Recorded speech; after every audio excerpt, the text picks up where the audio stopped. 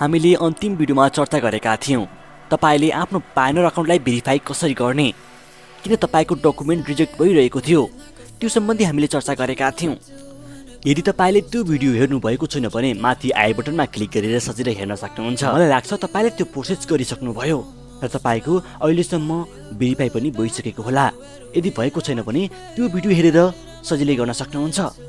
मैले त्यो भिडियोको अन्तिममा बताएको थिएँ मेरो अकाउन्ट भेरिफाई भइसकेपछि म तपाईलाई सानो भिडियो बनाएर इन्फर्म गर्नेछु। आजको यो भिडियो यही विषयमा हुनेछ। मेरो अकाउन्ट भेरिफाई भइसकेको छ र यो सानो भिडियोमा म तपाईलाई प्रुफ सहित देखाउनेछु।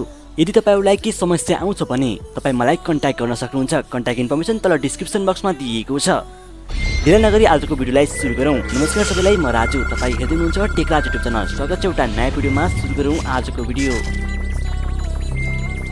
डकुमेन्ट रिभ्यू गरेको 12 घण्टापछि मलाई जिमेलमा दुईटा नोटिफिकेसन आएको छ। एउटा चाहिँ सुरुमा एप्रुभ भएको देखाइएको छ, यो request for USA payment is approve भनेको छ, हेर्न सक्नुहुन्छ। र अर्को नोटिफिकेसन आएको छ your payment has been successful. अब मैले पायोनियर युज गरेर यहाँबाट ट्रान्जेक्सनहरू गर्न सक्छु। इन्टरनेसनल पेमेन्ट लगायत अरू विभिन्न ट्रान्जेक्सनहरू सजिलै नेपालमै बसेर गर्न सक्छु।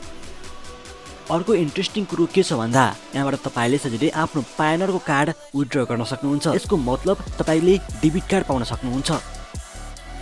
र यदि तपाईसँग डेबिट कार्ड छ भने तपाईले कुनै पनि ट्रान्जेक्सन तपाईले पेपाल भेरिफाई गर्नुहोस्, एटिटमा कोइन पर्चेज गर्नुहोस्, फ्री फायरमा डायमन्ड, पबजीमा युसी जस्ता कुनै पनि गुगल पे ट्रान्जेक्सन सजिलै गर्न सक्नुहुन्छ।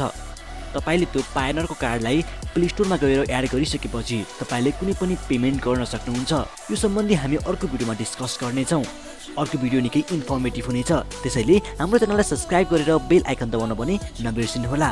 हामी फेरि मिल्छौँ अर्को भिडियोमा। Till then take care, bye by.